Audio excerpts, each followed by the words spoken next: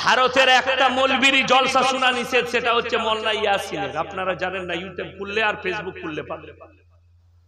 বাংলাদেশ থেকে আমাকে ফোন করেছে যে এই হুজুরের জলসা শেয়ার করেছি, 3 ঘন্টার মধ্যে তার বাড়িতে পুলিশ হাজির। বুঝতে পারলে? বড় কষ্ট লাগে। কেন?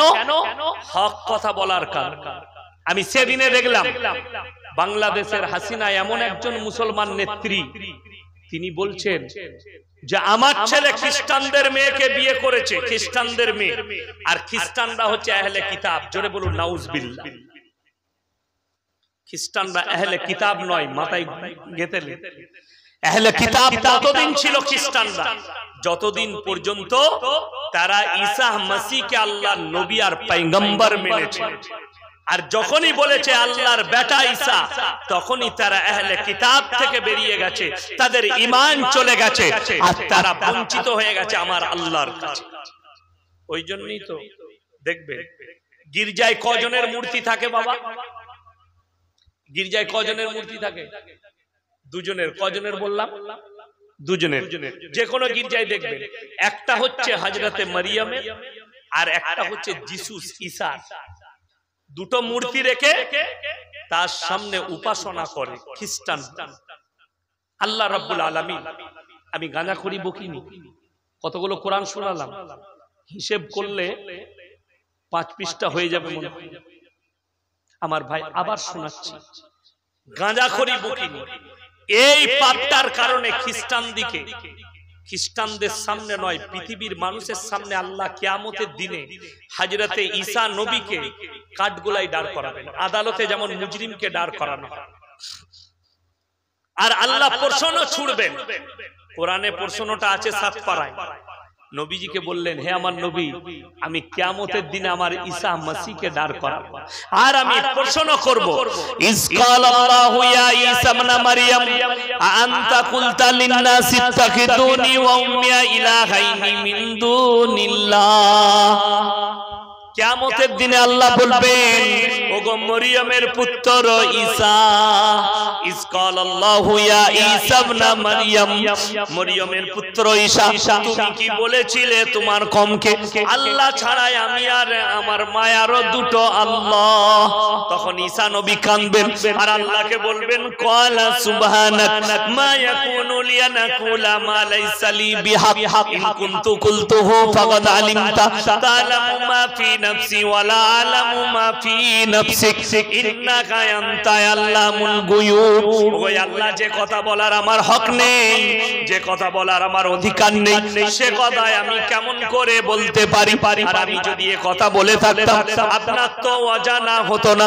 আপনি হচ্ছেন ইন্নাকা আনতা আল্লামুল গুয়ুব, আপনি আলিমুল গায়ব। আমার আল্লাহ বলবেন, এরপরে এদেরকে জাহান্নামের রাস্তা দেখিয়ে দাও। আর তাদেরকে বলা হবে, তোমরা যাদের উপাসনা করেছো তাদেরকে জিজ্ঞেস করো তারা কি তোমাকে জাহান্নাম থেকে বাঁচাতে পারবে? ঈসা নবীর চোখ দিয়ে পানি আসবে। ঈসা নবীর চোখের সামনে তার কওম খ্রিস্টানদেরকে আল্লাহ জাহান্নামে নিক্ষেপ করবে। কোরআনে বলেছে, শুনেলেন, যাদের মনে জাহান্নামের ভয় নাই, ওয়াসিকাল্লাযীনা কাফারু ইলা জাহান্নামা যুমারা, আমি জাহান্নামীদেরকে এমন ভাবে জাহান্নামে পাঠাবো। তোমরা কি গরুর হাট দেখোনি? পাইকাররা যেমন গরুর হাট থেকে 10টা 12টা করে বেঁধে বেঁধে গরু আনে, আমি আমার ফেরেশতাদেরকে বলবো একসাথে 10টা 12টা করে বাঁধো আর জাহান্নামের দিকে নিয়ে যাও। ফেরেশতারা বলবে, হাত্তা ইদা জাউহা ওয়া ফুতিহাত আবওয়াবুহা ওয়া ক্বালা লাহুম খাজানাতুহা আলাম ইয়াতিকুম রুসুল, তোমাদের কাছে কি কোনো সতর্কবাদী পাঠানো হয়নি, রাসূল পাঠানো হয়নি? তারা বলবে, হয়েছিল, কিন্তু আমরা মানতে পারিনি। আল্লাহ তখন বলবে, জাহান্নামে প্রবেশ করো। আল্লাহ কোরআনে সূরা সিজদায় জাহান্নামীদের একটা অবস্থা বর্ণনা করেছে। জাহান্নামের একটা জাহান্নামীদের বড় অবস্থা বর্ণনা করেছে। কিয়ামতের দিনে যখন আল্লাহ তাআলা ফেরেশতাদেরকে হুকুম দিবে, বিসমিল্লাহ, আলহামদুলিল্লাহ, আল্লাহ যখন ফেরেশতাদেরকে হুকুম দেবে যে তোমরা রেডি হও আর নিয়ে এসো জাহান্নামটাকে, জাহান্নামটা যখন 70,000 ফেরেশতা শিকল দিয়ে টেনে ধরে থাকবে, তখন জানেন সমস্ত জাহান্নামী যারা থাকবে, যারা জাহান্নামী থাকবে তারা কাঁদবে আর কি বলবে আল্লাহকে, রব্বানা আবসারনা ওয়া সামিনা ফারজিনা নামাল সালিহা ইন্না মুকিনুন, রব্বানা আবসারনা ওয়া সামিনা ফারজিনা নামাল সালিহা ইন্না মুকিনুন। ওগো আল্লাহ, আজকে আমরা জাহান্নামের তর্জন গর্জন শুনতে পাচ্ছি, লিলিহান শিকা দেখতে পাচ্ছি, আর একবার আমাদেরকে দুনিয়াতে ফিরিয়ে দাও, ভালো কাজ করব, নেক আমল করে আনবো।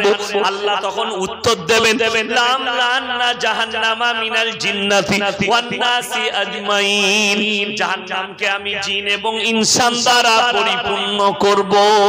আমার ভাইরা, আমার মায়েরা, বোনেরা, আমার আল্লাহ রাব্বুল আলামিন গোটা পৃথিবীর বায়োডাটার কোরআনে ভরেছে। যারা মনে মনে ভাবছে নিজেদিকে পবিত্র কেমন করে করব, আমার আল্লাহ বলেছেন নামাজ পড়বে, রোজা রাখবে, দিনদারি হবে, কিন্তু শুনো নিজেকে কেমন ভাবে হেফাজত করবে।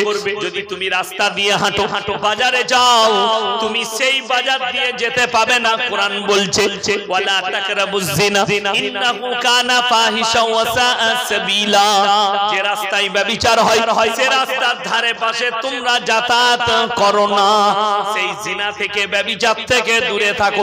আমার ভাইয়েরা, আমার নবী বিশ্ব নবী ভবিষ্যৎ করেছেন এমন একটা পৃথিবীতে যুগ আসবে কিয়ামতের পূর্বে, তোমরা বুঝতে পারবে নারী পুরুষ রাস্তাঘাটে কুকুরের ন্যায় ব্যভিচার করতে লাগবে, তখন জানবে কিয়ামত কাছে এসেছে। আমার ভাইয়েরা, এখন যদি পার্ক গুলো ঘুরেন, পার্কের ভেতরে আপনি দেখতে পাবেন কতগুলো ব্যভিচার চলছে, কিভাবে ব্যভিচার হচ্ছে, কিভাবে তাদের মধ্যে মিলামিশা হচ্ছে। আমার ভাইয়েরা, আপনি বলছেন আমি মুসলমান, আমি বলছি আমি হচ্ছে ইমানদার, আমার ছেলেরা 1 এপ্রিল পালন করছে, আপনার ছেলে 25শে ডিসেম্বর পালন করছে, আপনার ছেলে পালন করছে 1 এপ্রিল, 1 জানুয়ারি। ইসলামে এগুলো নাই। আমার ভাই, ঈদ কোথায় গেল? আপনার ঈদ আছে, বকরা ঈদ আছে, মুহররম আছে, রোজা রাখুন, রমজান মাসে রোজা রাখুন, আপনি ঈদেতে নামাজ পড়ুন আর খুশি মানান, আপনার কাছে বাকি নাই। কোরআনে আমার আল্লাহ বলেছেন গায়রিল মাগযুবি আলাইহিম ওয়ালাদ দাল্লিন, তাফসীর যদি খুলেন, মাগযুম মানে ইহুদি আর দাল্লিন মানে হচ্ছে নাসারা, এই দুটো দলই পদভ্রষ্ট এবং এদের যারা অনুসারী হবে তারাও পদভ্রষ্ট হবে। কোরআনের তাফসীর ব্যাখ্যা বলছে গায়রিল মাগযুব, মাগযুম মানে ইহুদি আর দাল্লিন মানে নাসারা, এই দুটো দলই আল্লাহর কাছে পদভ্রষ্ট, আর এদের যারা অনুসারী হবে তারাও পদভ্রষ্ট হয়ে যাবে। আজকের সমাজের বুকের মানুষ, আপনি জানেন না হারাম কাজকে হালাল বলে পালন করছে।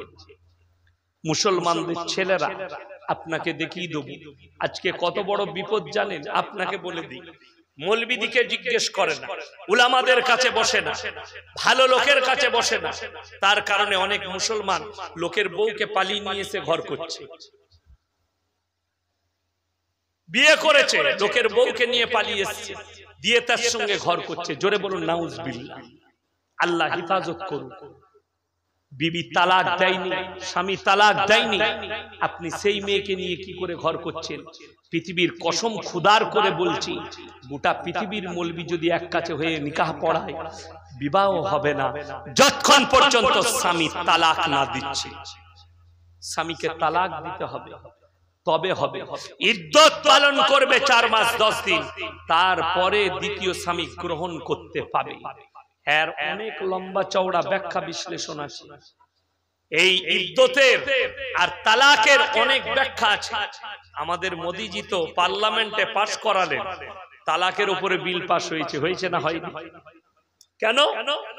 মুসলমান মেয়েদিকে তালাক দিয়ে এদের উপরে জুলুম করছে মুসলমান। मोदी जी पहले अपने बीवी को तो घर पे लाओ। বুঝতে পেরেছেন না পারেন? মোদির ঘর বউ ঘরে আছে না বাইরে আছে? पहले अपने बीवी को तो थोड़ा घर पे लाइए, उसको अधिकार दे दीजिए, फिर मुसलमान औरत के बारे में सोचिएगा। বড় কষ্ট লাগে। লাস্ট কথা বলে দিই আমার ভাই, একটা কথা মাথায় রাখবেন, আমাদের দেশের দেখবেন এখন নতুন সিস্টেম উঠেছে। এই এখন কি উৎসব গেল একটা হিন্দু ভাইদের, জোরে বলুন, দুর্গা উৎসব। ইসলাম বলছে কারুর দেব দেবীকে গালি দিও, কারুর ধর্মকে খারাপ করো না, নিজেরটাকে ত্যাগ করো। আমাদের দেশের মুসলমানরা কিছু হারামখোর নতুন নেতা বেরিয়েছে, তারা বলছে ধর্ম যার যার, উৎসব সবার। একটা কথা প্রথমেই বলে দিই, আমি কোন রাজনৈতিক বক্তা নয়, এটা মাথায় রাখবি। আমি এতক্ষণ বক্তব্য দিলাম, কোন রাজনীতির কথা বললাম? কথা বলুন না। কিন্তু রাজনীতির নেতারা যদি ধর্মকে নিয়ে খেলা করো, তুমি যত বড়ই বাপের বেটা হয়ে যাও, তোমাকে ছেড়ে কথা বলবো। তুমি বলছো ধর্ম যার যার, উৎসব সবার, মেনে নিলাম তোমারটা। হারামখোর কুরবানির সময় কেন এটা বলছিস না? বুঝতে পেরেছেন না পারেননি? যদি ধর্ম যার যার, উৎসব সবার হয়, তাহলে তো খুব ভালো জিনিস। কুরবানির সময় ওদিকে ডাকবো, গরুর ঠ্যাংটা ধরবি আয়। তখন আপনি বলবেন, আপনাদের এখানে থানা কি থানা আছে? চণ্ডীপুর, চণ্ডীতলা থানা। থানাতে ইমাম সাহেব দিকে ডাকা হয় না, হয় না? কুরবানির মিটিং, ঈদের মিটিং হয় না? ডাকা হয়। কেন? ইমাম সাহেবরা গিয়ে মসজিদে বক্তব্য দিবে, কুরবানির সময় লুকিয়ে কুরবানি করবে, অমুসলিম ভাই যেন ব্যথা না পায়, তাদেরকে যেন কষ্ট না দেয়, সেটার জন্য মিটিং। আর কুরবানির সময় তো কই থানায় এটা বলা হয় না ধর্ম যার যার, উৎসব সবার, তোমরা মুসলিমদের উৎসবে সবাই যাবে, বলা হয়? বলা হয়? হয় না। তখন বলছে ওদের ধর্মে আঘাত আনা হবে। কোরআন শুনেলেন, আমি আবার বলছি, আমি গাঁজাখড়ি বকি না। কোরআনে আছে লা ইলাহা উলাই ওয়ালা ইলাহা, তোমরা দুটো নৌকায় পা দিও না। আপনি যদি গঙ্গায় নদী পার হন আর মনে মনে যদি হয় তাহলে একটা নৌকায় চাপলে তো ডুবে যেতে পারে নৌকাটা, তার থেকে ভালো দুটো নৌকা ভাড়া করি, একটা পা ওটাই রাখবো, একটা এটাই রাখবো। সে মাল মরবে না? মরবে না? সে 100% মরবে। দুটো নৌকা হাওয়ায় সরে গেলেই পড়ে গেল। আমার ভাই, আমার আল্লাহ কোরআনে বললেন তোমরা দুটো নৌকায় পা রেখো না। আপনাদের মনে মনে হবে এই মৌলবি হয়তো এই হুজুর বিদ্বেষ ছড়াচ্ছে, তোমার দিমাগ নাই, আর তোমার ইলম নাই, আর তোমার মধ্যে ব্রেন বুদ্ধি নাই। আমার নবী বিশ্ব নবীর হাদিস শুনেলেন, আমার নবীজি বলেছেন তোমার বাড়ির পাশে কে বসবাস করছে দেখো না, হিন্দু হোক, মুসলিম হোক, দলিত হোক, আদিবাসী হোক, সে যদি খেতে না পায় তাকে খাবার দাও, বস্ত্রহীন হলে বস্ত্র দাও, বিপদে পড়লে পাশে দাঁড়াও। তা বলে এটা নয় তার উৎসবে তার দুর্গা ঠাকুরটা আপনি ভাসাতে যাবেন, আমার আল্লাহ মেনে নিবে? কখনো না। ওই সম্প্রীতিটার নাম আমার আল্লাহ কোরআনে দিয়েছেন, লাকুম দীনুকুম ওয়ালিয়া দীন, তোমার ধর্ম তোমার কাছে, আমার ধর্ম আমার কাছে। জোরে বলুন সুবহানাল্লাহ। এটার নাম হচ্ছে সম্প্রীতি। সম্প্রীতি ওটা নয়। আপনাদের কি মনে হচ্ছে আমরা কি করি? আমাদের কি খিদমত আছে? আমি কোন মৌলবীর কথা বলবো, আপনি আমার মাদ্রাসায় যাবেন, 250 ছাত্র আছে, বোর্ডিং এ দেখে আসবে, 1 পয়সা লাগে না, ফ্রি। কতগুলো এতিম আর মিসকিন আছে। আজকেই আমাকে, আমি জোহরের পরে শুয়েছিলাম, আসরের আগে উঠলাম, একজন ফোন করলে, হুজুর আপনার মাদ্রাসায় যাচ্ছে, আমার এলাকার। কি ব্যাপার? বলে বাপ মারা গেছে, মাটা অন্য জনের সাথে পালিয়ে গেছে, ছেলেটা গ্রামে ঘুরে বেড়াচ্ছে, বাচ্চা ছেলে, কেউ নাই। আমি বললাম নিয়ে এসো, আমি মানুষ করব মাদ্রাসায়। আমার এলাকায়, আমি নাম করব না, সেই জায়গায় একজন হিন্দু মা এসে বললে আমার মেয়ের বিয়ে দিতে পারিনি, আমি বিধবা। যেখান থেকে ওকে আমি ব্যবস্থা করে দিয়েছি। কেন? আমার ওইটা নৈতিক কর্তব্য, আমি আমার আল্লাহর কাছে মঙ্গল চাই, তার কাছে। তা বলে এটা নয় যে তার অনুষ্ঠানে আমাকে দাওয়াত দিবা চলে যেতে হবে।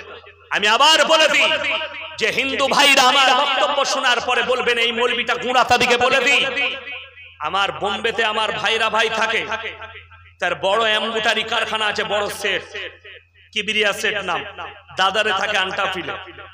তো আমি আমার এলাকা থেকে একটা ছেলে, আমি রাতের বেলায় যখন যাই একটা হোটেলে চা, একটা গরিবের ছেলে, শিক্ষিত বিয়ে পাস ছেলে, সে দেখছি চা দেয়। তো আমি বলি বাবু তোর বাড়ি কোথায়? বলে অমুক গ্রাম। আচ্ছা আচ্ছা। বলছে দাদা আমি খুব গরিব মানুষ, এখানে 3000 টাকা বেতন দিচ্ছে, দাদা কোনো একটু বেশি বেতনে একটা জায়গা ঠিক করে দিবেন, আমার বোনের বিয়ে দিতে পারিনি। আমরা যাবি বলে, আমরা বোম্বে যাবি বলে, হ্যাঁ হুজুর পাঠিয়ে দেন। আমি টিকিট করে পাঠালাম, 12,000 টাকা বেতন, 2 বছর কাজ করলো, বোনের বিয়ে দিল, আমার অ্যাকাউন্টে টাকা পাঠিয়েছে, আমি তার বাড়িতে টাকা দিতে গেছি। লোহার দেন, লোহার মানে হচ্ছে দলিত, জিজ্ঞেস করবেন হিন্দু ভাই দিকে জাতি দিকে, লোহার দিকে তারা পাতে লাই না। আর এই হুজুর লোহারদের বাড়িতে গেছে, শ্রদ্ধা করে সেই ছেলেটার মা আমার জন্য শরবত বানিয়ে এনেছে। যদিও আমি চিনির শরবত খাই না, কিন্তু আমি খেয়ে নিলাম এই জন্যে যে আমি যদি না খাই তো বলবে ঘৃণা করে ছোট ভেবে খেলো না। আমি খেলাম। আরো একটা মাসলা শুনেলেন, যতগুলো মুসলিম ভাই বসে আছেন, কোন মুসলমান যদি মদের নেশা করে তার এঁটোটা খাওয়া হারাম, লিখলেন কাগজ থাকে। কোন মুসলমান যদি গাঁজা খায় তার এঁটোটা খাওয়া হারাম। আর কোন হিন্দু ভাই সে যদি কোনো নেশা না করে তার এঁটোটা খাওয়া জায়েজ আছে। বুঝতে পেরেছেন না পারেননি আমার কথাটা? আমার ভাই, ইসলাম এত সুন্দর, আমি ঘৃণা করিনি। আমাকে প্লাস্টিকের গ্লাসে শরবত দিয়েছে, আমি খেয়েছি। যে একটা দলিত আদিবাসী মেয়ে শরবত বানিয়েছে, আমার খাওয়া যাবে না, আমার জাত চলে যাবে না। তার বাড়িতে বসেছি, পয়সা দিয়েছি, খেয়েছি, আমার মনে ঘৃণা নেই। তার বিয়েতে, বোনের বিয়েতে ইনভাইট করেছে, আমি গিয়ে উপহার দিয়ে খাইনি। আমি বলেছি কাটা মাংস আমাদের জন্য হারাম, আমি বলেছি কাটা মাংস আমাদের জন্য হারাম। তো অসুবিধা নেই, আমি আশীর্বাদ দিয়ে যাচ্ছি, উপরওয়ালা তোমাদের, আল্লাহ তোমাদের মঙ্গল করুক বলে আমি চলে এসেছি। আমাকে কার্ড দিয়ে গেছিল, আমি ঘৃণা করিনি। তা বলে এটা নয় যে তার পূজার অনুষ্ঠানে যেখানে শিরক হবে, আল্লাহ বিরোধী কাজ হবে, আর আমাকে দাওয়াত দিবার আমি সেখানে চলে যাব, কখনো এটা হতে পারে না। এটাই হচ্ছে উলামা আর একটা সাধারণের পার্থক্য। আমাদের দেশের কিছু লোক বলছে মৌলবীরা কি জানেবে, হুজুররা। আমি তো ঠাকুর দেখতে গিয়েছিলাম, পুজো করতে গেছি, মেলা দেখতে গেছি। উদাহরণ দিয়ে যাচ্ছে, আপনার এই গ্রামে একটা বাড়িতে রাতের বেলায় ডাকাতি হচ্ছে, গোটা গ্রাম ঘুমাচ্ছে, একজন খালি পেশাব করতে উঠেছে। তারপরে সে দেখলো আল্লাহ, এ তো বাড়িতে ডাকাতি হচ্ছে। সে চুপচাপ অন্ধকারে বসে সব দেখছে। যখন সব লুটে পুটে নিয়ে চলে গেল, তারপরে পুলিশ এসছে। আসার পরে বোঝায় গোটা গ্রামের লোক জেগে গেছে, তোমাদের মধ্যে কে কে দেখেছো কিরকম ভাবে ঢুকেছে। সে বলছে স্যার আমি প্রথম থেকে শেষ পর্যন্ত দেখেছি। কাকে বেশি কেলানি দিবে বাপ? তাকে মারবে না? মারবে না। তো তুমি মনে করছো আমি পুজোয় যাব, খালি মেলা দেখতে গেছিলাম, তো তুমি বেশি কেলানি খাবে কেন? আমার ভাইয়েরা, এই পাপের কারণে, শিরকের কারণে কোরআনে আছে ইব্রাহিম নবী, ওয়াজকুর ফিল কিতাবি ইব্রাহিম ইন্নাহু কানা সিদ্দীকান নবিয়্যা। ওয়াজকুর ফিল কিতাবি ইব্রাহিম ইন্নাহু কানা সিদ্দীকান নবিয়্যা। হে আমার নবী ইব্রাহিম আমার একজন সত্যবাদী নবী। জোরে বলুন সুবহানাল্লাহ। আল্লাহ লাকাব দিলেন আমার একজন সত্যবাদী নবী, পয়গম্বর। যখন তারপরে আল্লাহ শুনালেন আমার ইব্রাহিম নিজের আব্বাজানকে দাওয়াত দিচ্ছেন, ইস ক্বালা লিআবিহি ইয়া আবাতি লিমা তা'বুদু মা লা ইয়াসমাউ ওয়া লা ইউবসিরু ওয়া লা ইউগনি আনকা শাইয়্যা। হে আমার আব্বাজান, আপনি কাদের উপাসনা করছেন যে হাত পা নাড়তে পারে না, কথা বলতে পারে না, আমাদের কোনো উপকার দিতে পারে না, আপনি তার কেমন করে উপাসনা করছেন? ইব্রাহিম নবীর বাপ বললে हमारे माबूदों के बारे में अगर इस तरह कहा, एक मर्तबा कहा तो तुमको पत्थर से मर्डर कर दिया जाए। নিজের আব্বাজান বলছে বেটাকে, তুমি যদি আমাদের মাবুদ সম্পর্কে আর কথা বলো। ইব্রাহিম নবীর বাপের 3টে কাজ ছিল। কটা বললাম বাবা? কটা বললাম? 3টে। একটা হচ্ছে মূর্তি তৈরি করা, মূর্তি বেচা, আর মূর্তির উপাসনা করা। এই 3টে কাজ ইব্রাহিম নবীর বাপ করতে। ইব্রাহিম নবী বারবার দাওয়াত দিয়েছে, কিন্তু তার আব্বাজান মেনে নেয়নি। ওই জন্য কোরআনে আছে কিয়ামতের দিনে ইব্রাহিম নবী আল্লাহর কাছে হাত তুলবেন আর বলবেন আমি আমার আব্বা জানের জন্য একটু আবেদন নিবেদন করতে চাই। আল্লাহ বলবেন তুমি তোমার দুটো পায়ের মধ্যখানে লক্ষ্য করো। ইব্রাহিম নবীর বাপ রিওয়ায়াতে আছে বীর্য আকারে রক্ততে লুটাপুটি খাবে আর আল্লাহ বলবেন হে আমার ইব্রাহিম আজকে তোমার আব্বা জানের জন্য তোমার দোয়াকে কবুল করা হবে না, তোমার আবেদন রাখা হবে না। এরপরে আপনি চিন্তা করুন, আপনি যদি বলেন কেউ 3 বোতল মদ খেয়ে মারা গেছে আর আপনি যদি বলেন আমাকে দোয়া করতে যে হুজুর আমাকে মিলাদে দাওয়াত দিলেন আমি এলাম, কি ব্যাপার বাবা? বলে হুজুর আমার বাবা না 3 বোতল মদ খেয়ে মারা গেছে, তার লাগি দোয়া করুন একটু যেন জান্নাতে। আমি কি দোয়া করব? আল্লাহ আমাকে 500 টাকা দেবে, দেশি মুরগি দিয়ে ভাত দেবে আর বাপকে যা হোক করে জান্নাতে দিতে হবে। আপনাকে দোয়া বলে দিই। হযরতে নূহ নবী 950 বছর পৃথিবীর বুকে আল্লাহ হায়াত দিয়েছিলেন। জোরে সোরে বলুন একবার সুবহানাল্লাহ। এই হযরতে নূহ নবী যখন নিজের বেটাকে বলেছে যে আমার কথা মানো, নৌকায় চাপো, বললে তোমার আল্লাহ পানি অত উঁচুতে পৌঁছাবে না, আমি এত উঁচুতে চেপে যাব, পাহাড়ের উপরে চলে যাব। ওই জন্য আল্লাহ তাআলা রিওয়ায়াতে আছে সবথেকে বড় বন্যা নূহ নবীর জামানায় পৃথিবীতে হয়েছিল। আল্লাহ 1250 ফুট উপরে গোটা পৃথিবীটা ডুবিয়ে দিয়েছিলেন। আল্লাহ তাআলা গোটা পৃথিবী ডুবিয়েছিল। যখন হাবুডুবু খাচ্ছে কে? নূহ নবীর সন্তান মারা যাবে। আচ্ছা আপনি বলুন তো, আপনাদের মধ্যে কারো ছেলে যদি পানিতে ডুবে যায়, বাপ সাঁতার না জানলেও ঝাম মারবে? মারবে না? মারবে না, ঝাম মেরে দিবে। কেন? নিজের বেটাকে বাঁচাতে হবে। কোন বাড়িতে যদি আগুন লাগে আর ভেতরে যদি বেটা থাকে, বাপের কাছে আগুনটা আর আগুন থাকবে না, দরজা ভেঙে আগুনের উপর দিয়ে নিজের সন্তানকে বাঁচাতে যাবে, নিজে মারা যাবে কিন্তু বেটাকে বাঁচাবার চেষ্টা করবে না? করবে না? করবে। হযরতে নূহ নবী লাইভ মৃত্যু দেখছেন নিজের সন্তানের, হাবুডুবু খাচ্ছে দরিয়া। আল্লাহর কাছে হাত তুললেন, ওগো আল্লাহ এ আমার ওরসজাত পুত্র, তুমি একে তোমার আযাব থেকে রক্ষা করো। আমার আল্লাহ বললেন হে আমার নূহ নবী লামিনাল খাসিরিন, তুমি তোমার হাতটা নামিয়ে নাও। কার জন্য দোয়া করছো? যে আমাকে মানেনি, আমার নবীকে মানেনি, আমার দ্বীনকে মানেনি, তার জন্য তুমি আমার কাছে আবেদন নিবেদন করো না, তা না হলে আমিও তোমাকে ওই ক্ষতিগ্রস্তদের মধ্যে ফেলে দেব। নূহ নবীর চোখে পানি, হাত নেমে গেছে, লাইভ মৃত্যু নিজের চোখে নিজে দেখেছেন, লাইভ মৃত্যু দেখেছেন নিজের চোখে, নিজের সন্তানের। আমার ভাই কোরআনে অপর জায়গায় চলুন। আমাদের সমাজের লোকেরা হারাম খায় কেন জানেন? বেটার জন্য, বিটির জন্য। আপনি মনে মনে ভাবছেন আমার সন্তানকে বড় লোক করতে হবে, আমার বেটাকে বড় লোক করব, যা হোক করে যেন আমার সন্তানের টাকা হয়। কি করে? হারাম কে হোক, হালাল কে হোক, সুদ কে হোক, চুরি করে হোক, লোকের মেরে হোক। যারা ভাবছেন, কোরআন 21 পারা, কত পারা বললাম? সূরা লুকমান শেষ রুকু। ইয়া আইয়ুহান নাসু তাকু রাব্বাকুম ওয়াখশাউ ইয়াওমান লা ইয়াজজি ওয়ালিদুন আন ওয়ালাদিহি ওয়ালা মাউলুদুন হুয়া জাযিন আন ওয়ালিদিহি শাইয়্যা। হে আমার বিশ্ব নবী, পৃথিবীর মানুষকে বলো এরা যেন সেই দিনকে ভয় করে যেদিনে বাপ বেটার কোনো উপকারে আসবে না, বেটা বাপের কোনো উপকারে আসবে না, কেউ কারোর জন্য এতটুকু উপকার করতে পারবে না।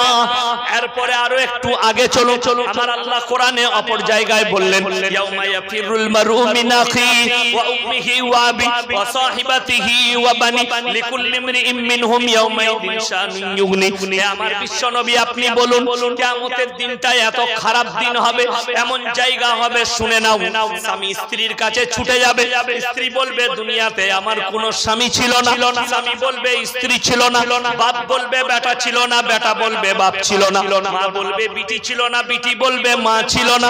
হে আমার নবী কেউ কারোর জন্য এতটুকু পরিচয় দেবে না। আমার নবী বিশ্ব নবী যখন জাহান্নামের বর্ণনা দিচ্ছেন, সাহাবীদেরকে বুঝাচ্ছেন, আড়াল থেকে পর্দা থেকে মা আয়েশা সিদ্দিকা রাদিয়াল্লাহু তাআলা হাউ হাউ করে কাঁদছেন আর বললেন, ইয়া রাসূলুল্লাহ, আপনি বর্ণনা দিলেন কিয়ামতের দিনে নারী পুরুষ উভয়ে উলঙ্গ অবস্থাতে থাকবে, আমার নারীদের মায়েদের ইজ্জতের কি হবে? আমার নবী বিশ্ব নবী বললেন সেই দিনটা এত খতরনাক দিন হবে, কেউ কারোর দিকে একটা সেকেন্ড একটা মুহূর্ত তাকাবার সময় পাবে না। একটা মুহূর্ত জমিনটাকে তাতিয়ে তামার মতো করে দেওয়া হবে। এক বিদ্যা উপরে সূর্য থাকবে, কিয়ামতের আলামতের মধ্যে আছে এক বিদ্যা উপরে সূর্য থাকবে। আমার ভাই, বেঈমান কাফেরদের মাথার মগজগুলো ভাতের হাড়ির মতো টকবক করে ফুটবে, আর যারা মুমিন হবে আল্লাহর আরশের ছায়া তারা উত্তর অধিকারী হবে। জোরে বলুন সুবহানাল্লাহ। আমার ভাই, সবাই নিয়ত করেলেন আজ থেকে আমরা সবাই সৎ পথে চলবো। জোরে বলুন ইনশাআল্লাহ। সৎ পথে চলবেন, সৎ আদেশ করবেন, পাঞ্জেগানা নামাজ পড়বেন, মা বোনের দিকে নামাজের দাওয়াত দিবেন, আর নারী দিকে ওয়াদরিব খুমুরিহিন্না আলা জুনুবিহিন, নিজের স্ত্রী মা বোন বিটি সকলকে পর্দায় পুশিদা রাখার চেষ্টা করবেন। আমার ভাই, আল্লাহর কসম এই দুনিয়াটা ফানা হবে। আল্লাহ কোরআনে বলেছেন, ইন্না জাআলনা মা আলাল আরদি জিনাতাল লাহা লিনাবলুয়াহুম আইয়ুহুম আহসানু আমালা ওয়া ইন্না লাজাইলুনা মা আলাইহা সাইদান জুরুজা। এমন একটা দিন পৃথিবীতে আনব, আমি গোটা পৃথিবীটাকে সুসজ্জিত করেছি আমি আমার বান্দাদের জন্য। আবার এমন একটা দিন তোমাদের চোখের সামনে হাজির হবে যেদিনে এই সাজানো গুছানো দুনিয়াটাকে আমি আল্লাহ ধুলিকণায় পরিণত করে দেব। আল্লাহ তাআলা আমাদের সকলকে হেফাজত করুক। জোরে বলুন আল্লাহুম্মা আমিন। আল্লাহ তাআলা আজকের রাত্রিকে কবুল করুক, আজকের জলসাকে আল্লাহ কবুল করেলেন। আল্লাহ তাআলা এই গ্রামের যুবকদিকে কবুল করেলেন, যারা জলসা দিয়েছে তাদের সকলের জানে মালে আবরু ইজ্জতে আল্লাহ বরকত দেখ। আপনার বক্তা আসছে, আমি খালি একটা শের আপনাদেরকে শুনিয়ে দেব, শের শুনবেন।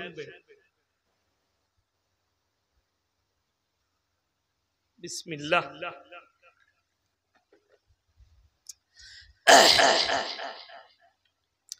একটা শের খালি আপনাদেরকে শুনিয়ে দিই। হে কুফা वालों, हे कुफा वालों, मुझे मुसाफिर न समझो, मैं आया नहीं हूँ, मुझे बुलाया गया हूँ। हे कुफा वालों, मुझे मुसाफिर न समझो, मैं आया नहीं हूँ, मुझे बुलाया गया हूँ। मुझे मेहमान बनाकर सताया गया हूँ, मैं रोया नहीं हूँ, मुझे रुलाया गया हूँ। मुझे मेहमान बनाकर सताया गया हूँ, मैं रोया नहीं हूँ, मुझे रुलाया गया हूँ। शब्द शरीफ पढ़ुन আল্লাহুম্মা। আমার নবীজি পাঁচটা আজুবা আশ্চর্য জিনিস নিয়ে দুনিয়ার বুকে জন্ম নিলেন। জোরে বলুন সুবহানাল্লাহ। এক নম্বরই আমার নবী বিশ্ব নবী যখন জন্ম নিলেন গোটা মক্কা নগরীতে মুশকে আম্বরের মতো খুশবু ছড়িয়েছে। জোরে বলুন সুবহানাল্লাহ। শুধু তাই নয়, আমার নবী বিশ্ব নবীর বদনে যে খুশবুটা ছিল ওটা মুশকে আম্বরের মতো। জানেন ওই খুশবুটা আমরা কোথায় পাবো? আমরা কেউ নবীজির জামানায় ছিলাম? কথা বলুন, ছিলাম। সেই যুগে যিনারা ছিলেন তিনারা পেয়েছেন। এরপরে এই খুশবুটা আল্লাহর নবীর যে সমস্ত উম্মতরা আছে তারা কোথায় উপভোগ করবে জানেন? আল্লাহর কসম, জান্নাতে। জোরে বলুন সুবহানাল্লাহ। আপনারা বাড়িতে দেখবেন আমাদের বড় লোক যারা, তারা স্প্রে করে না কলকাতা থেকে এনে রুমেতে, রুম স্প্রে না, বডি স্প্রে, রুম স্প্রে করে মারছে বাড়ি। এ বড় লোকরা, আমরা জানি না, গরিব মানুষ আমরা, বড় লোকরা স্প্রে করে। আল্লাহর কসম করে বলছি, আমার আল্লাহ ওয়াদা করেছেন আমি যে জান্নাতের ঘরটা দেবো সেই ঘরে ওই খুশবুটাই পাবে। আমার নবীজি যেদিনে জন্মেছিলেন আমার নবীজির বদনে যে খুশবুটা ছিল, জোরে বলুন সুবহানাল্লাহ। শুধু তাই নয়, এটা এক নম্বর আজুবা। দ্বিতীয় নম্বর, আমার নবী বিশ্ব নবী যখন দুনিয়াতে এলেন পরিষ্কার পরিচ্ছন্ন অবস্থাতে দুনিয়াতে এলেন। আমার নবীর বদনে কোনো অপরিষ্কার ছিল না, জোরে বলুন সুবহানাল্লাহ। এরপরে তৃতীয় নম্বর, সেটা হচ্ছে আমার নবীজি নাক কাটা অবস্থাতে দুনিয়াতে এসেছেন। চতুর্থ নম্বর, অনেকজন মনে মনে ভাবে, অনেকজন বলে থাকে আল্লাহর নবীর খাতনা তার চাচা আবু তালিব দিয়েছে। আমার ভাইরা, রিওয়ায়াতটা ভুল। আমার নবী বিশ্ব নবী আল্লাহর তরফ থেকে খাতনা হয়ে দুনিয়াতে এসেছিলেন। জোরে বলুন সুবহানাল্লাহ।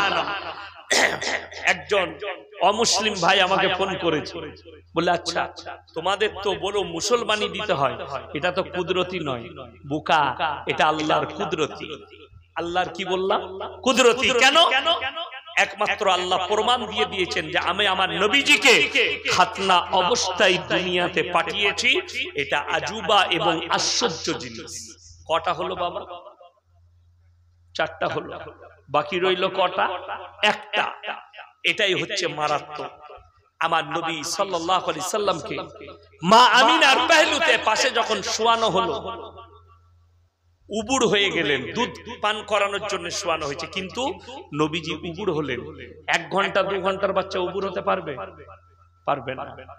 3 মাসের বাচ্চা আস্তে আস্তে উবুড় হয়, 3.5 মাস লাগে, 4 মাস লাগে, তারপরে হামাগুড়ি দেয় 6 মাসে। কিন্তু আমার নবীজি জন্মানোর পরে মায়ের পাশে শোয়ানো মাত্র উবুড় হয়ে গেলে, নবীজি যখনই উবুড় হয়েছে আবার সুজা করে দিলেন দাইমায়, আবার উবুড় হয়ে গেলেন। মা আমিনা বললেন আমার বাচ্চাকে ছেড়ে দাও, আমার বাচ্চাকে ছেড়ে দাও, হাত লাগিও। আস্তে আস্তে আস্তে আস্তে উবুড় হয়ে আমার নবীজি সেই দিনে যেদিনে জন্মেছেন পুরোপুরি একটা নামাজের সিজদা দিলেন। জোরে বলুন সুবহানাল্লাহ। সিজদা দিলেন আর পৃথিবীর মানুষকে ইশারা করলেন আমি আল্লাহর নবী সিজদাকে জিন্দা করতে এসেছি, মুর্দা করতে আসিনি। আজকে মুসলমান সিজদাকে মুর্দা করে মারামারি করছে ঝান্ডা নিয়ে। রাগ করবেন, আমি এটার বিরোধী। তোমার নামাজ থাকবে, ঝান্ডা আছে, ঠিক আছে। তোমার রোজা আছে, তোমার ঝান্ডা আছে, ঠিক আছে। বড় কষ্ট লাগে, দুঃখ লাগে।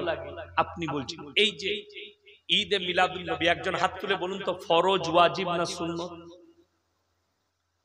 কোন মৌলবি যদি প্রমাণ করাতে পারে কোন হুজুর, সেই হুজুরের আমি জুতোর মালা পরে ইনশাআল্লাহ বয়ান করব। আবার আমি আপনাদের পাশে আসছি, শুক্রবার আসছি, মালাটা নিয়ে যাবেন আর সেই হুজুরকে সাথে করে নিয়ে যাবেন। সুন্নত, ওয়াজিব, ফরজ যে কোনো একটা। নামাজ ফরজ না? ফরজ না। নামাজ না পড়লে গুনাহ হবে না? হবে না? গুনাহ। আমাদের দেশের লোকরা, ছেলেরা নামাজ পড়ে না। কখন নামাজ পড়ে জানেন? বিয়ে করতে গেছে, গ্রামে গিয়ে খুঁজে মসজিদটা কোথাবে, জামাইকে নিয়ে গিয়ে মসজিদের সামনে গেটটা খুলে নামালো, হযরত উজু করে 2 রাকাত নফল নামাজ পড়ছে। নামাজ হয়ে গেল। জোহরের যখন আজান হয়েছে, ই তখন গাছতলায় বসে সিগারেট টানে। বলে আর নামাজ পড়বি না? বলে আবার কি? 2 রাকাত পড়লাম তো, আবার কি নামাজ? ঠিক বলছি না ভুল বলছি? আমি দেখিয়ে দেবো আমাদের দেশে জানাজা হলে, জানাজার ময়দানে অনেক লোক উজু করে মসজিদে ফরজ নামাজ, জোহরের পরে জানাজা হবে কিংবা আসরের পরে, উজু করে হারামখোর দাঁড়িয়ে আছে, জানাজা পড়বে আর মসজিদে ফরজ নামাজ হচ্ছে, নামাজ আদায় করে। বুঝতে পেরেছেন না পারেন? অনেকজনের গায়ে লাগবে, কিন্তু আমি হক কথা বলে যাচ্ছি। জানাজার নামাজটা হচ্ছে ফরজে কিফায়া। যদি জানাজার নামাজ ছেড়ে যায় গুনাহ হবে? গুনাহ হবে না। ফরজ নামাজ কেউ যদি নিজে থেকে ছেড়ে দেয় গুনাহে কবীরা। রিওয়ায়েতে আছে হযরতে আলী কাররামাল্লাহু ওয়াজহা নিজের জীবনীতে একটা রাকাত ছেড়ে গেছিল, 40 রাত জেগে আল্লাহর কাছে কেঁদেছিলেন। জোরে বলুন সুবহানাল্লাহ। আর আপনি আপনার জিন্দেগিতে কতগুলো রাকাত নয় ওয়াক্ত কাজা করছেন সেটা হিসাব করুন। আপনি আপনার জিন্দেগিতে কতক্ষণ নামাজ কাজা করেছেন, কতদিন, এটা খালি হিসাব করে দেখুন।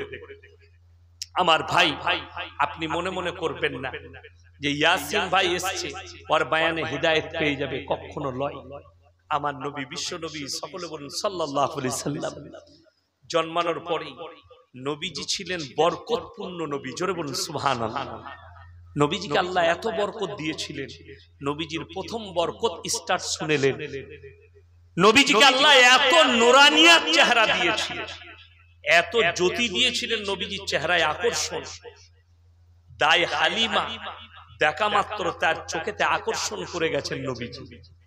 মনে মনে ভাবছে এই ছেলেটাকে আমি পালবো, কিন্তু স্বামীকে গিয়ে অর্ডার আনতে গেলে, হে আমার স্বামী, আমিনার ঘরে একটা চাঁদের টুকরোর মতো বাচ্চা তৈরি হয়ে জন্ম নিয়েছে, তার শরীর যেন নূরের মতো জ্বলছে, আমি চাই সেই বাচ্চাটাকে আমি লালিত পালিত করবো আমার স্তনের দুধ পান করিয়ে। স্বামী বললে তাকে যে পালবে তার বদলা কার কাছ থেকে নিবে? বলে এর প্রতিদান আল্লাহর কাছ থেকে নেব। আল্লাহর কসম, রিওয়ায়েতে আছে মা হালিমা বলছেন, আমি যখন ওই আল্লাহর রাসূলকে বুকে করে নিয়ে এলাম আমার বাড়িতে, তারপরে নজর দিলাম কয়েক ঘন্টার মধ্যে আমার বাড়িতে যতগুলো বকরি ছিল, ছাগল ছিল, সকলের স্থান যেন দুধেতে ভরে গেল। জোরে বলুন সুবহানাল্লাহ। শুধু তাই নয়, আপনাকে বলে দিই, আমার নবীজি যেদিনে জন্মেছেন সেদিন থেকে হক বুঝিয়েছে আল্লাহ নবী সাল্লাল্লাহু আলাইহি সাল্লাম। মা হালিমা, দাই হালিমা ডান দিকের স্তন পান করতেন বেশিরভাগ সময় নবীজিকে ডান দিকে, আর একটা মা হালিমার বাচ্চা ছিল সে বাঁ দিকের স্তন পান করতেন। এমন অবস্থায় একদিন হঠাৎ করে আল্লাহ নবীকে কোলে নিয়ে বাঁ দিকের স্তন ধরাতে গেছে। নবীজি মুখ লাগাই, মোটেই মুখ লাগাচ্ছেন না, খাচ্ছেন না। মা হালিমা আল্লাহর রাসূলকে নিয়ে হাকিমের কাছে ছুটলেন, আমার এই বাচ্চার কোনো অসুখ হয়েছে, আমার স্তন হচ্ছে না। সেই হাকিম বললে তোমার কজন বাচ্চা? বলে আমার দুটো। বলে এক কাজ করো, বাচ্চাটাকে ডান দিকের স্তন একবার পান করিয়ে দেখো। মা হালিমা পর্দার মধ্যে গিয়ে যখন আল্লাহর রাসূল সাল্লাল্লাহু আলাইহি সাল্লামকে ডান দিকের স্তন দিলেন, পান করতে লাগলেন। জোরে বলুন না সুবহানাল্লাহ। হালিমা যখন সেই হাকিমকে বললে বাচ্চা তো আমার ডান দিকের স্তন পান করছে, বলে শোনো, এ কোনো সাধারণ নয়, এ একজন মহাপুরুষ জন্ম নিয়েছে, এ আর ভাইয়ের হক মেরে খাবে না, বাঁ দিকের স্তন আর ভাইয়ের জন্য ছেড়ে দিয়েছে। জোরে বলুন সুবহানাল্লাহ। আর আজকে আমাদের সমাজের লোক কি বুঝলেন কি করছে? বাপকে ডাক্তার দেখাবো বলে লুকিয়ে নিয়ে গিয়ে বাপের নামের জমিগুলো সব নিজের নামে লিখে নিচ্ছে, ভাইকে ফাঁকি দিয়ে। ঠিক বলছি? আর ফার্স্ট কাতারে নামাজ পড়ছে। আমার ভাইয়েরা খুব সাবধান, আমার নবীজি হক বুঝিয়েছেন। আমার নবীজি যেদিনে জন্মেছেন বরকত দেখিয়ে গেছেন, হক দেখিয়েছেন। আল্লাহ তাআলা আমাদের সকলকে হেফাজত করুক। জোরে বলুন আল্লাহুম্মা আমিন। এরপরে আগে চলুন। আমার নবী, বিশ্ব নবী, সকলে বলুন সাল্লাল্লাহু আলাইহি সাল্লাম, বয়স তখন মাত্র 6 বছর। কত বললাম বাবা? 6 বছর। মায়ের পেটে যখন ছিলেন নবীজি তখন বাপ হারা, আর যখন 6 বছর। এই ঘটনাটা ইমামে বুখারী রাহমাতুল্লাহ আলাইহি হাসিয়ার মধ্যে লিখেছেন। নবীজি মেম্বারে বসে আছে, কাঁদছেন, চোখে পানি, আঁচল মুবারক ভিজে গেছে, দাড়ি মুবারক ভিজে গেছে, সব ভিজে গেছে। সাহাবীরা বলছেন ইয়া রাসূলুল্লাহ ইয়া হাবিবাল্লাহ আপনার চোখে কেন এত পানি? আমার নবী বিশ্ব নবী বললেন আইনা সাত্তা সিনিন। নিজের ঘটনা নবীজি বলছেন আইনা সাত্তা সিনিন। मैं जब 6 साल का था, আমি যখন 6 বছরের শিশু, আমি আমার মা আমিনার সঙ্গে রাস্তায় সফর করে ফিরছি। একটা জায়গার নাম মাকামে ইবুয়া। মাকামে ইবুয়ায় এসে আমার মা আমিনা ইন্তেকাল করলেন। সকলে বলুন ইন্না লিল্লাহি ওয়া ইন্না ইলাইহি রাজিউন। আমার মা, আমি তখন 6 বছরের শিশু, আমার মা আমিনা ইন্তেকাল করেছেন। নবীজি কাঁদছেন আর বলছেন সোচো हमारे दिल में क्या गुजरा, আমার কি অবস্থা ছিল। আমি ওই 6 বছরের শিশু, বাপ হারা আর মা হারা। আমার মাকে যখন কবরে দাফন করা হচ্ছে, मैं कब्र से लपट गया, আমি কবরটাকে জড়িয়ে ধরেছি আর বলছি আমার মাকে ছেড়ে দাও। আর কেউ যেন মনে হচ্ছে আমার হাতটা ধরে টানছে আর বলছে তোমার আম্মা জান আর কোনোদিন দুনিয়াতে ফিরবে না। আল্লাহর নবী কাঁদতে লাগলেন আর বললেন আমার দিলের অবস্থা তখন কেমন ছিল হে আমার সাহাবীরা, কাশ যদি আজকে আমার মা বেঁচে থাকতেন আর আমি যদি এশার নামাজের ইমামতি করতাম আর তোমরা যদি আমার পেছনে মুক্তাদি হতে আর আমার মা যদি জাইলা খুলে বলতো মোহাম্মদ চলে আয়, আমি আল্লাহর নবী নামাজ ছেড়ে ছুটে মায়ের কাছে চলে যেতাম। জোরে বলুন সুবহানাল্লাহ। আল্লাহর নবী সাল্লাল্লাহু আলাইহি সাল্লাম 11টা বিবাহ করেছেন। কটা বললাম বাবা? 11টা বিবাহের মধ্যে 10 জন বিধবাকে বিয়ে করেছিলেন আর 10টা বিধবাকে বিয়ে করার জন্য শুনেলেন আল্লাহর নবী 11টা বিবাহের মধ্যে 11টাই আল্লাহর হুকুম আসার পরে করেছে। বুঝতে পেরেছেন না? অনেকজন বলছেন না প্রতিবাদ করব। আপনাদের হাওড়া, হুগলি, বর্ধমান, আমার গলসি থানায় বহু জায়গায় প্রতিবাদ সভা হয়েছে। নূপুর শর্মা বলে কোন একটা মেয়ে খারাপ মন্তব্য করেছিল নবীকে। ঠিক বলছি না ভুল বলছি? পেপারে দেখেছিলাম হাওড়া পাঁচলায় ভাঙচুর হয়েছিল দোকানপাট। ঠিক বলছি না ভুল বলছি বাবা? পেপারে দেখেছিলাম, টিভিতে দেখছিলাম, ভাঙচুর করা হয়েছে, মুসলমান যুবকরা ভেঙেছে জোশে মহাব্বতে। আপনারা বলুন কুকুর আপনাদের দেশে যদি কেউ কি কামড়ি দেয় তাকে ঘুরিয়ে কামড়াতে হবে না হবে না? কথা বলেন না কেন আপনারা? তাড়াতাড়ি বলুন কুকুরকে কামড়াবেন না ছেড়ে দিবেন? ছেড়ে দিবেন। কেন? কুকুরকে যদি ঘুরিয়ে আপনি কামড়ান তো আপনিও কুকুর। কোরআনের একটা আয়াত শুনেলেন, সব সময় এটা সকলে মাথায় রাখবেন, বাজারে ঘাটে রাস্তায়। বুঝতে পেরেছেন? জোরে বলুন ইনশাআল্লাহ। আমার এই কথাটা ব্রেনে রাখবেন।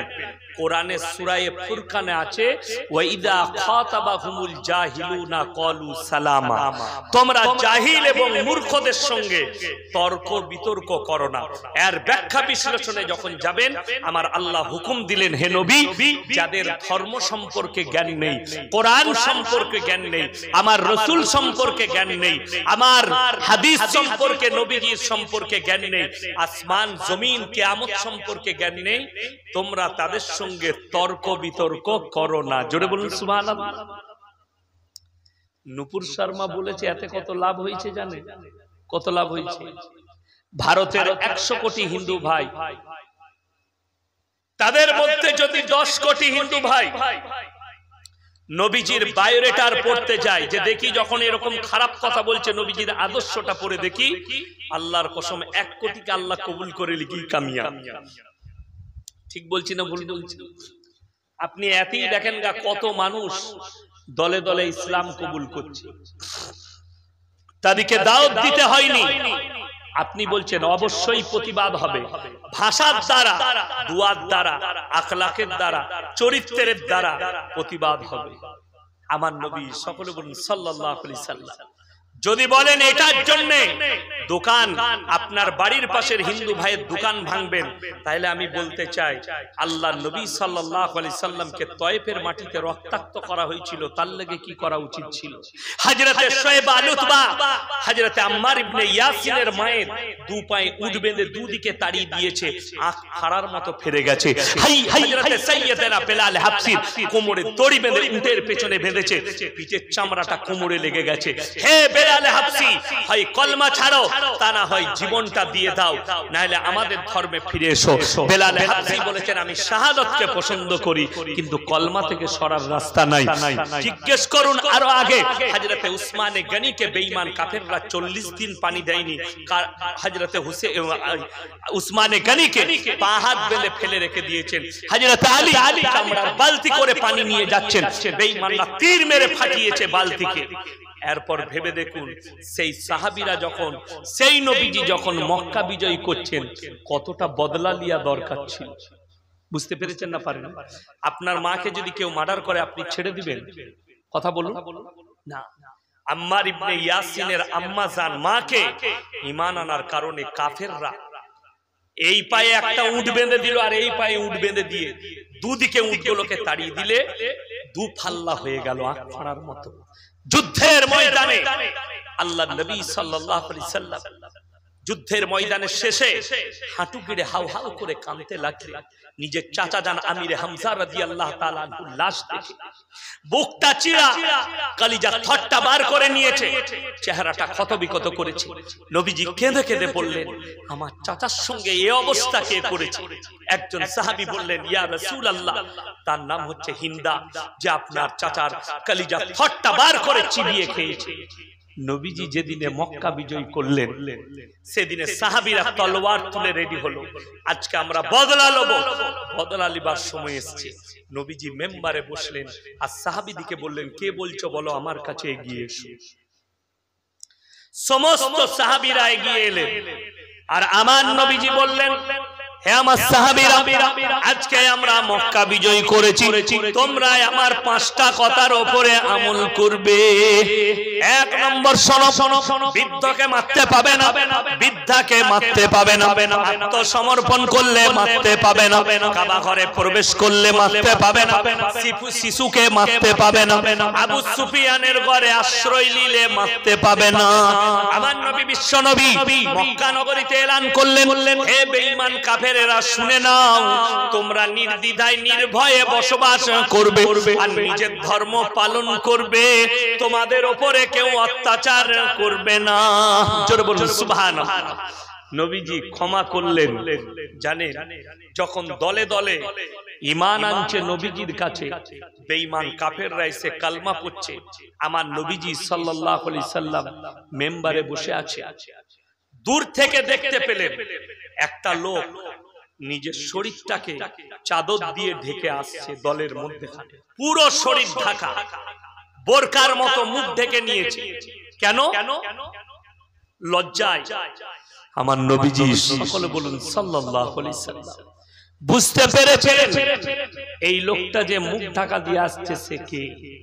মেম্বার থেকে উঠে দাঁড়ালেন আর এগিয়ে গিয়ে বুকে জড়িয়ে বললে, হে হিন্দা, তুমি বলো লা ইলাহা ইল্লাল্লাহ মুহাম্মাদুর রাসূলুল্লাহ। সকলে বলুন সাল্লাল্লাহু আলাইহি সাল্লাম। আমরা দয়া করতে জানি, মায়া করতে জানি, ক্ষমা করতে জানি, বদলা নিতে জানি না। বদলা নিতে জানি, ক্ষমা করতে জানি, কলমা পড়ে দাও। কিন্তু হযরতে হিন্দাকে নবীজি কেঁদে বললেন, হে হিন্দা, তুমি কলমা পড়লে, ঈমান এনেছো, তোমাকে আমি ক্ষমা করেছি, আমার আল্লাহ ক্ষমা করেছে, কিন্তু তুমি দুনিয়াতে যতদিন বাঁচবে, আমি যতদিন থাকবো, তুমি আমার সামনে এসো না। তোমার চেহারা দেখলে, আমার চাচা জানের কথা মনে পড়লে আমার বুকটা ফেটে যায়। নবীজি কাঁদলেন, হযরতে হিন্দা কাঁদলেন কলমা পড়ে, ইয়া রাসূলুল্লাহ, আমি বড় অপরাধ করেছি। কি বললেন আপনারা? যে চাচা জান, নবীজি চাচা জানের কলিজা চিবিয়ে খেয়েছে, আল্লাহ হিন্দাকে ঈমান দান করেছে। চলুন আগে, আল্লাহর নবী চাচা জানকে নবীজি নিজে বলছেন, ওগো চাচা, একবার বলুন লা ইলাহা ইল্লাল্লাহ। নিজের আপন চাচা, একবার কলমাটা পড়ে নিন, আমি আল্লাহর কাছে আপনার জন্য কেঁদে কেঁদে ক্ষমা চাইবো। আমার আল্লাহ কোরআনে বললেন, ইন্নাকা লা তাহদি মান আহবাবতা ওয়ালাকিন্নাল্লাহা ইয়াহদি মান ইয়াশা। হে আমার বিশ্ব নবী, হিদায়েতের মালিক হচ্ছি আমি আল্লাহ, আমার ইচ্ছা নেই তাই আপনার চাচা কলমা পড়তে পারবে না। আমার নবী হাউ হাউ করে কেঁদেছেন। এরপরে আমার ভাইয়েরা, মায়েরা, বোনেরা শুনে নাও, আপনি যদি মনে করেন নামাজ পড়ো বা না পড়ি, রোজা রাখি বা না রাখি, আল্লাহকে ডাকি বা না ডাকি, মুমিন হয় বা না হয়, হুজুররা জলসায় দোয়া করবে জান্নাতে যাব। নবীজি নিজের চাচা জানকে কলমা পড়াতে পারেননি। আমার ভাই শুনেলেন, হযরতে নূহ নবী নিজের ছেলেকে কলমা পড়াতে পারেনি। হযরতে আপনার লূত নবী নিজের বিবিকে কলমা পড়াতে পারেনি। হযরতে ইব্রাহিম নবী নিজের আব্বা জানকে কলমা পড়াতে পারেননি। আমার নবীজি নিজের চাচা জানকে কলমা পড়াতে পারেননি। আর আপনি আল্লাহর শুকর আদায় করুন, আল্লাহ আপনাকে ঈমানওয়ালা মুমিন করেছেন। একবার সকলে জোরে বলুন, লা ইলাহা ইল্লাল্লাহ মুহাম্মাদুর রাসূলুল্লাহ। আল্লাহ আমাকে কালমাওয়ালা করেছে। আপনি যদি সিজদায় পড়ে শুকর আদায় করেন, কিয়ামত পর্যন্ত আল্লাহর কসম আল্লাহর শুকর আদায় করে শেষ করতে পারবেন না। কেউ নিজের বাপকে কলমা পড়াতে পারেননি, কেউ নিজের বিবিকে, কেউ নিজের সন্তানকে, কেউ নিজের চাচাকে। আল্লাহ নবীদের দ্বারা পৃথিবীর মানুষকে বুঝিয়েছেন হিদায়েতের মালিক হচ্ছি আমি আল্লাহ। কেউ যতক্ষণ পর্যন্ত কোন জাতি নিজেকে পরিবর্তন করতে না চাই আমি আল্লাহ ততদিন পর্যন্ত তাদেরকে পরিবর্তন দিই না। সবাই ওই জন্য নিয়ত করুন, আজ থেকে সবাই আমরা আল্লাহকে প্রকৃত বিশ্বাস আনবো ইনশাআল্লাহ। পৃথিবীর বুকে ইসলামের উপরে বড় চক্র চলছে, ঘোর চক্র। আমার নবীজি সম্পর্কে যা বলুন ইসলামের কোনো যায় আসে না। আপনারা কেউ নবীজিকে দেখেছেন? জোরে বলুন, দেখেছেন? দেখেননি? আল্লাহর কসম করে বলছি, আল্লাহ যেন আমাদের সকলকে জান্নাতের উত্তর অধিকারী করে। জোরে বলুন একবার আমিন। জান্নাতে যখন যাবেন, জান্নাতের প্রথম উপহার কি হবে জানেন? জান্নাতের গেটে দুটো জিনিস দেওয়া হবে। আর জান্নাতের ভেতরে মানুষকে আল্লাহ সব থেকে বড় উপহার দিবেন। সেই উপহারটা এত মারাত্মক, এত ভালো, আল্লাহর কসম, মানুষ জন্মানোর পরে মৃত্যু পর্যন্ত, মৃত্যুর পরে উঠার পরে জান্নাতে যাওয়া পর্যন্ত অত খুশি হবে না। ওই নিয়ামতটা দেওয়ার পরে মানুষ যত খুশি হবে। জোরে বলুন সুবহানাল্লাহ। গেটেতেই কোরআনে আছে বিআকওয়াবিন ওয়া বারি ওয়া কাসিম মিন মাইন লা ইউসাদ্দাউনা আনহা ওয়া লা ইউনজিফুন। মাইন, মাইন মানে হচ্ছে ব্রেন।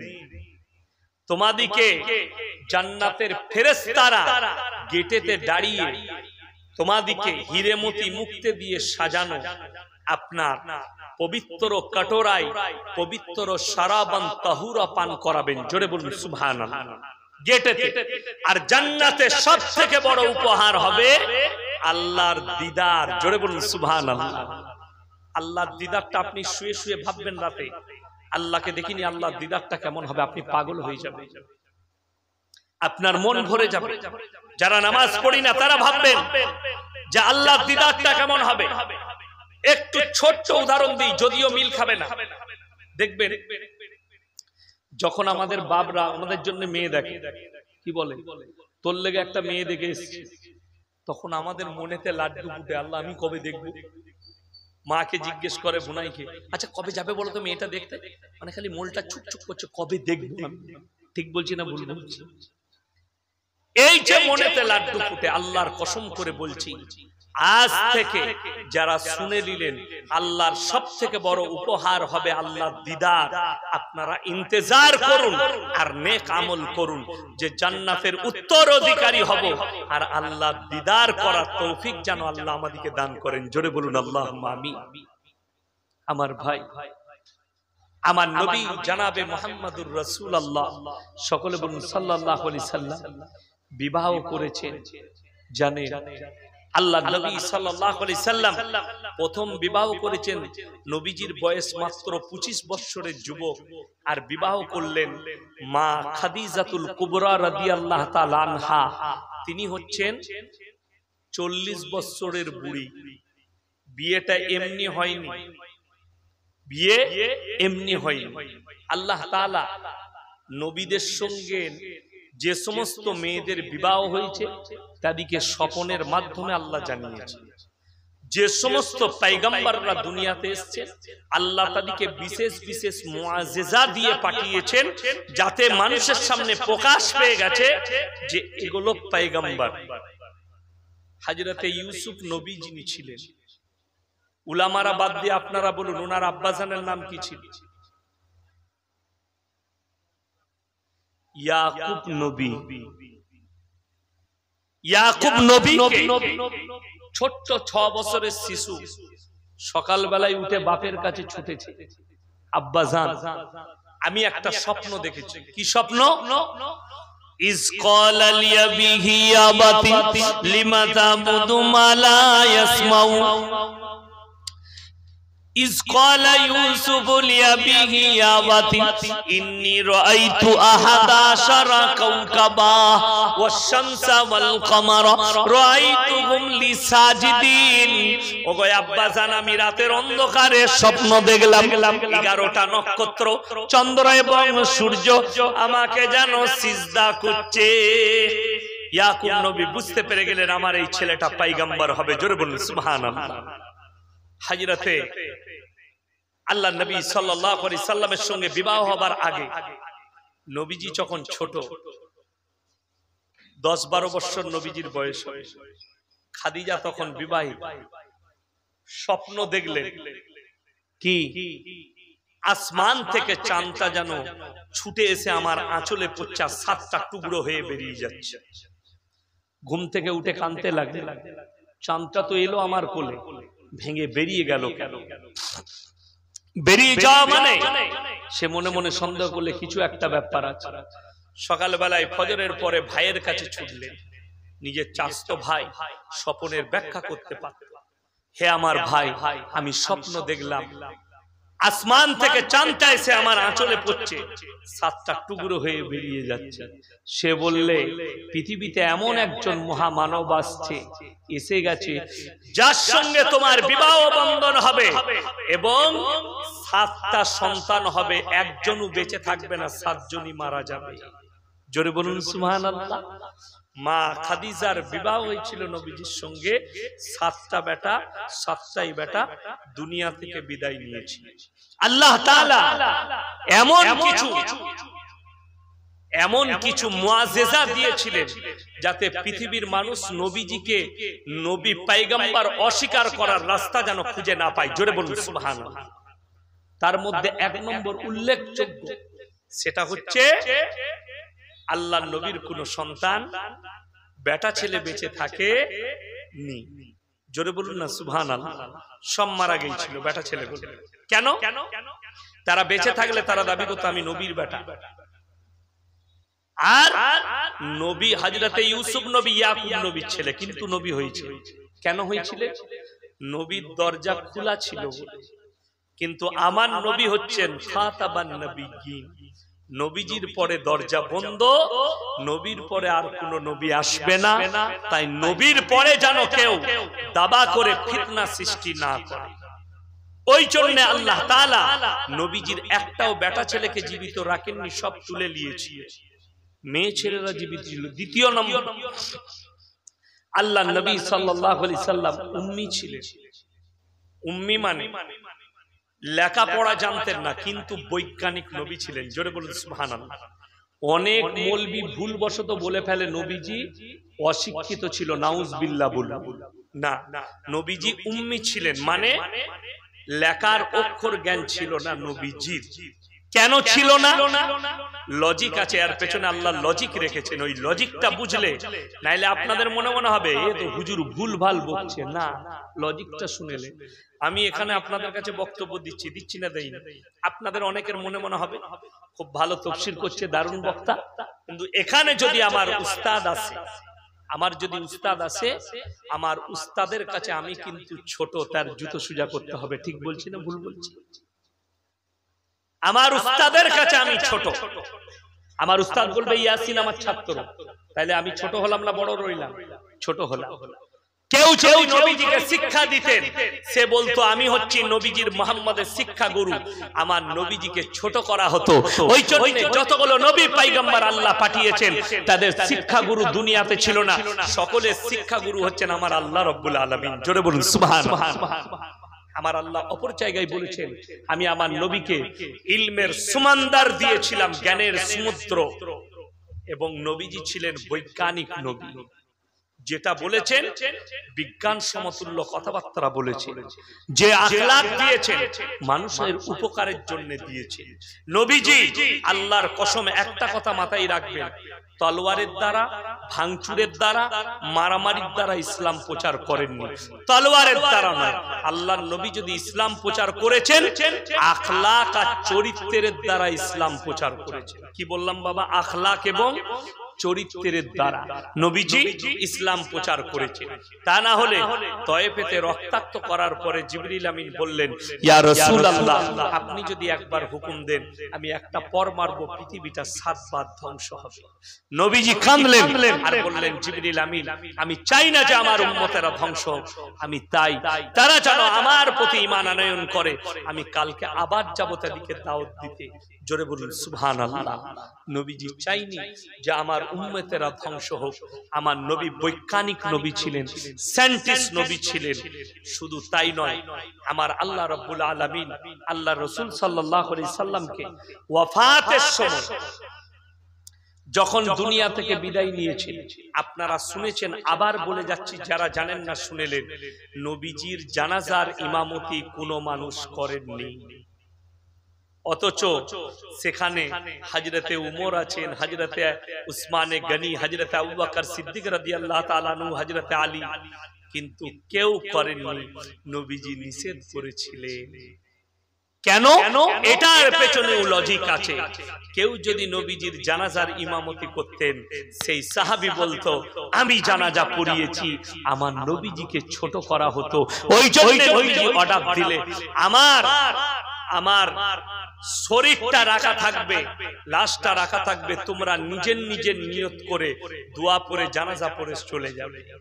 জোরে বলুন না সুবহানাল্লাহ। আল্লাহ তাআলা আমার নবীজিকে দিয়ে প্রকাশ করিয়েছেন যে ইনি হচ্ছেন পয়গম্বর, শ্রেষ্ঠ পয়গম্বর। এরপরে কিয়ামতের আলামতগুলো বলে দিই। বহু আলামত আপনার দরগুড়ায় চলে এসেছে। সেটা হচ্ছে, 1 নম্বর, নবীজি ভবিষ্যৎবাণী করেছিলেন আমার উম্মতেরা কিয়ামতের পূর্বে 73টা দলে বিভক্ত হয়ে পড়বে। কটা বললাম? 73। 73টা দল আল্লাহ তাআলা কোরআনে বলেছেন। এই 73টা শুধু নয়, পৃথিবীর যত ধর্ম আছে, যত মানুষ আছে, যত দল আছে, সকলকে এক কাছে করে কিয়ামতের দিনে ওয়াকুনতুম আজওয়াজান সালাসা, আমি 3টে দলে বিভক্ত করে দেব। আপনাদের এখন যারা নামাজ পড়ছেন, যাদের মনে মনে হচ্ছে আমরা জান্নাতে যাব, আমাদের লোকরা জান্নাতে বেশি যাবে, আমি তাদেরকে বলে দিই, কোরআন বলে দিয়েছে সাবিকুনাস সাবিকুনা উলাইকাল মুকাররাবুন ফি জান্নাতিন নাঈম সুল্লাতুম মিনাল আউয়ালিন ওয়া কালিলুম মিনাল আখিরিন। হে নবী, আপনি বলে দিন, তোমাদের মধ্যে থেকে অল্প সংখ্যক আর তোমাদের পূর্ববর্তী যারা চলে গেছে তাদের মধ্যে থেকে বেশি সংখ্যক লোক জান্নাতে প্রবেশ করবে। কিয়ামতের আলামত বলে দিই আপনাকে। ছোট লোক, চামার, অমানুষরা বিচার করবে, শিক্ষিত জ্ঞানীরা বসে থাকবে। এখন হচ্ছে না, হয়নি বাবা?